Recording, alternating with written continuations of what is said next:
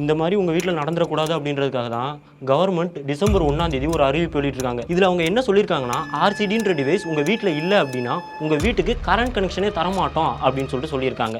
அது என்னது RCD அப்படின்னு சொல்லிட்டு கேட்டிங்கன்னா, இதுதான் RCD. இது MCB ஆச்சா, இது எங்கள் வீட்டில் ஏற்கனவே இருக்கேன் எனக்கு தெரியும் அப்படின்னு சொல்லிட்டு கேட்டிங்கன்னா, இதுதான் MCB, இது RCD, அதாவது ரெசிடியூவல் கரண்ட் டிவைஸ். இந்த MCB எல்லாமே நம்ம வீட்டுக்கு வர்ற ஓவர் கரண்ட்டு, ஷார்ட் சர்க்யூட்டு இந்த மாதிரியான விஷயங்களை தடுக்கும். ஆனால் இந்த RCD நம்ம வீட்டில் யாருக்காவது ஷாக் அடிக்குது அப்படின்ற பட்சத்தில் இது கரெக்டாக ட்ரிப் ஆகி அவங்களோட உயிரையே காப்பாற்றிடும். அது எப்படி நமக்கு கரண்ட் ஷாக் அடிக்குது அப்படின்ற விஷயத்தை இது கரெக்டாக கண்டுபிடிக்குது அப்படின்றத தெரிஞ்சுக்கணும்னா நம்ம ரெசிடியூவல் கரண்ட்னா என்ன அப்படின்றத முதல்ல தெரிஞ்சுக்கணும். சாதாரணமாக இந்த மாதிரி ஒரு பல்பு எரியும் போது இந்த பிளக்ல உள்ள அந்த ஃபேஸ் லைன் வழியாக கரண்ட் வந்து இந்த பல்பை எரிய வச்சுட்டு திரும்ப நியூட்ரல் லைன் வழியாக போயிடும். இது எல்லா எலக்ட்ரானிக் பொருளுக்குமே பொருந்தும். அதே மாதிரி இந்த ஃபேஸ் லைனுக்குலேருந்து போகிற கரண்ட்டு திரும்ப நியூட்ரல் லைன்லேருந்து திரும்ப வர்ற கரண்ட்டு இது ரெண்டுமே எப்போவுமே சமமாக தான் இருக்கும். அதே மாதிரி சாதாரணமாக நமக்கு எந்த மாதிரி நேரத்தில் ஷாக் அடிக்கும், இந்த மாதிரி போயிட்டு இருக்க ஒயரில் ஏதாவது ஒரு டேமேஜ் ஏற்பட்டு அதை நம்ம செருப்பு போடாமல் தொட்டாலோ இல்லை ஈர கையோட சுவிட்சை ஆன் பண்ணும்போது தானே நடக்கும். அந்த மாதிரி ஒரு விஷயத்தை தான் நம்ம இப்போ செஞ்சு பார்க்க போகிறோம். சரி, இப்போ இந்த MCB எதுக்காக வச்சிருக்கேன் அப்படின்னு சொல்லிட்டு கேட்டால், நான் இந்த மொத்த இதுவும் செய்யும்போது எந்த விதமான ஷார்ட் சர்க்யூட்டும் நடந்துடக்கூடாது அப்படின்றதுக்காக தான், ஒரு சேஃப்டிக்காக இதை நான் வச்சுருக்கேன். சரி, இப்போ இது இருக்கு இல்லையா, இதுதான் ரெசிஸ்டர். இதை நம்ம ஒரு மனுஷன் அப்படின்னு சொல்லிட்டு வச்சுக்கலாம். உண்மையான மனுஷனை வச்சு தான் டெஸ்ட் பண்ணணும் ஆசை, என்ன பண்ணுறது.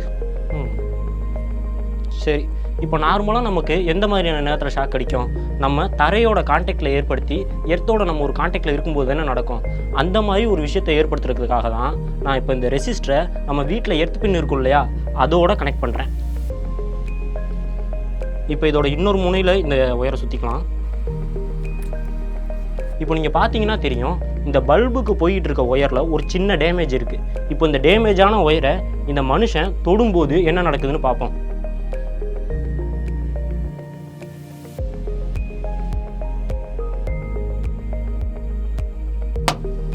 இப்போ என்ன நடந்துச்சுன்னா, இந்த டேமேஜான ஒயரை இந்த மனுஷன் தொடும்போது கரண்ட் அவன் மூலமாக எர்த்துக்கு போய் அவனுக்கு ஷாக் அடிச்சிச்சு. அதுக்காக இப்படி ஷாக் அடித்தா நம்மளும் வெடிச்சிருவோமான்லாம் கேட்காதீங்க, அப்படிலாம் எதுவும் நடக்காது. நம்ம அந்த ஷாக்கை மட்டும்தான் ஃபீல் பண்ணுவோம். அதே மாதிரி நாங்கள் இப்போ செஞ்சு பார்த்ததை யாருமே வீட்லேயுமே செஞ்சு பார்க்க வேண்டாம். சரி, இதே சமயம் இன்னொன்று ஒன்று நடந்துச்சு.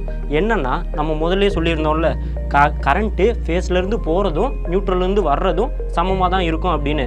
இப்போது கரண்ட் இந்த மனுஷன் மூலமாக எர்த்துக்கு போனதால் இந்த நியூட்ரலுக்கு வரக்கூடிய கரண்ட்டோட அளவு கம்மியாயிடும். அந்த கம்மியான கரண்ட்டை தான் நம்ம ரெசிடியூவல் கரண்ட் அப்படின்னு சொல்லிட்டு சொல்கிறோம். இப்போது இந்த RCDயை உங்கள் வீட்டில் ஃபிக்ஸ் பண்ணியிருந்தீங்க அப்படின்னா அது இந்த ரெசிடியூவல் கரண்ட்டை கரெக்டாக கண்டுபிடிச்சி ட்ரிப் ஆகிடும். அதாவது சுருக்கமாக சொல்லணும்னா, இந்த ஃபேஸ் லைன்லேருந்து போகிற கரண்ட்டுக்கும் நியூட்ரல் லைன்லேருந்து திரும்ப வர்ற கரண்ட்டுக்கும் ஏதாவது வித்தியாசம் இருந்துச்சு அப்படின்னா இந்த RCD ட்ரிப் ஆகிடும். இந்த RCDலேயே RCBO, RCCB இப்படி சில வகைகளும் இருக்குது. அந்த RCBO அப்படின்றது நமக்கு ஷாக் அடிக்கிறத தடுக்கிறதோடு இல்லாமல் நம்ம வீட்டுக்கு வர ஓவர் கரண்ட்டு, ஷார்ட் சர்க்யூட்டு இந்த மாதிரியான விஷயங்களுமே சேர்த்தே தடுக்கும். இதில் இந்த RCCB தான் இப்போ நம்மள்ட்ட இருக்குது. இதை நம்ம இங்கே வச்சு இது கரெக்டாக ஒர்க் ஆகுதா அப்படின்றத டெஸ்ட் பண்ணி பார்த்துடலாம். ஆனால் அதுக்கு முன்னாடி இதுக்குள்ளே என்ன இருக்குது, இது எப்படி இந்த ரெசிடியூவல் கரண்ட்டை கரெக்டாக கண்டுபிடிச்சி ட்ரிப் ஆகுது அப்படின்றத பார்த்துடலாம். இதுதான் RCCBயோட எளிமையாக்கப்பட்ட படம். இப்போ நம்ம மீட்டர் பாக்ஸ்லேருந்து வர்ற ஃபேஸு, நியூட்ரல் இது ரெண்டுத்தையுமே RCCBயில் கனெக்ட் பண்ணிடுவோமா. அந்த ஃபேஸு, நியூட்ரல் இது ரெண்டுமே RCCBக்குள்ளே சாஃப்ட் அயன் கோர் அப்படின்ற ஒன்றில் இப்படி காயில் மாதிரி சுத்தப்பட்டு இருக்கும். அதுக்கு பக்கத்துலேயே மூணாவதாக இன்னொரு காயிலுமே சுற்றி இருக்கும்.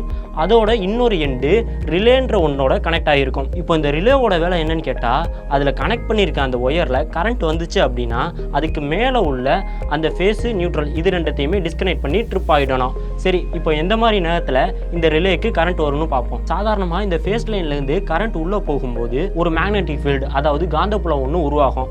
இப்படி போகிற கரண்ட் நம்ம வீட்டில் உள்ள அந்த லைட்டு, ஃபேனு இது எல்லாத்துக்குமே போயிட்டு ரிட்டர்ன் வரும்போது அந்த நியூட்ரல்லையுமே ஒரு மேக்னெட்டிக் ஃபீல்டு உண்டாகும்.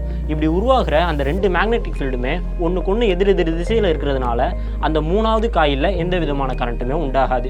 ஒருவேளை இடையில எங்காவது கரண்ட் எர்த்துக்கு போய் அந்த நியூட்ரலில் கம்மியான கரண்ட் வந்துச்சுன்னா இப்போது அந்த மேக்னெட்டிக் ஃபீல்டில் உருவாகிற மாற்றத்தால் அந்த மூணாவது காயிலில் கரண்ட் தூண்டப்பட்டு அந்த ரிலே RCCBயை ட்ரிப் பண்ணிடும். சரி, இப்போ இந்த RCCBயை நம்ம இதில் கனெக்ட் பண்ணி என்ன ஆகுது அப்படின்னு சொல்லிட்டு பார்ப்போம். இப்போ நம்ம பல்புக்கு டைரெக்டாக முதல்ல கொடுத்துருந்ததை இப்போது இந்த RCCBயில் கனெக்ட் பண்ணுறேன்.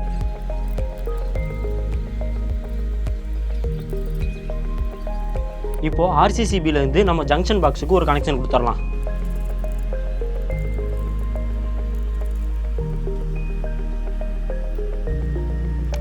முதல்ல இந்த மாதிரி ஒரு ரெசிஸ்டரை வச்சு தானே நம்ம டெஸ்ட் பண்ணோம். இப்போ அதே மாதிரியே ரெசிஸ்டரை வச்சு டெஸ்ட் பண்ணி பார்ப்போம்.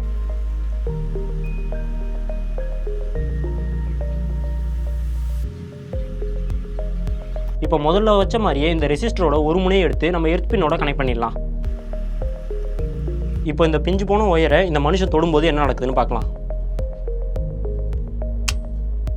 இப்போ பார்த்தீங்கன்னா தெரியும், முதல்ல வந்துட்டு இதில் புகை வந்து இந்த ரெசிஸ்டர் வெடிச்சிச்சு இல்லையா. ஆனால் இப்போ நம்ம இதை தொட்ட உடனே இந்த RCCB ட்ரிப் ஆகி அந்த மனுஷனோட உயிரை காப்பாற்றிடுச்சு. அதே மாதிரி நமக்கு ஷாக் அடிக்கும் போது நம்ம அந்த ஷாக்கை உணர்றதுக்கு முன்னாடியே இந்த RCCB ட்ரிப் ஆகிடுமான்னு கேட்டால் அப்படிலாம் இல்லை. இந்த ரெசிடியூல் கரண்ட் ஒரு குறிப்பிட்ட வேல்யூவை எட்டினதுக்கு அப்புறம் தான் இந்த RCCB ட்ரிப் ஆகும். அந்த வேல்யூ என்னன்றதை அது மேலேயே கூட போட்டிருப்பாங்க. இப்போ இதில் போட்டிருக்க இந்த 30 மில்லியாம்பியர்ன்றது நம்மளால் அந்த ஷாக்கை உணரக்கூடிய அளவு தான். ஆனால் இந்த 30 மில்லியாம்பியரை அது ஒரு வினாடிக்கும் கம்மியான நேரத்திலேயே எட்டிடும். சரி, இப்போ இது எப்படி வேலை செய்யுதுன்றதை ஃபுல்லாக பார்த்தாச்சு. ஆனால் இதை விடவுமே ஒரு முக்கியமான விஷயம் இருக்குது. என்னென்னா, இது மேலே இருக்கு இல்லையா இந்த டெஸ்ட் பட்டன், இதை மாதத்துக்கு ஒரு தடவையாவது அமுக்கி இந்த RCCB சரியாக தான் வேலை செய்யுதா அப்படின்றத நம்ம பார்க்கணும். அப்படி இது சரியாக வேலை செய்யலைன்ற பட்சத்தில் ஒரு எலக்ட்ரிஷியனை கூப்பிட்டு இதை நம்ம மாற்றணும். அதே மாதிரி கவர்மெண்ட் இந்த RCDயை இனி புதுசாக மின் இணைப்பு வாங்குறவங்களுக்கு தான் கட்டாயமாக்கியிருக்காங்க அப்படின்றதுனால இப்போ இது வரைக்கும் இந்த RCDயை வீட்டில் ஃபிக்ஸ் பண்ணாதவங்க இனி ஃபிக்ஸ் பண்ணக்கூடாது அப்படின்னு இல்லை. இது நம்ம உயிரை பாதுகாக்கிற ஒரு டிவைஸ் அப்படின்றதுனால இது எல்லார் வீட்லையுமே இருக்க வேண்டியது ஒரு அவசியமான ஒரு விஷயம்.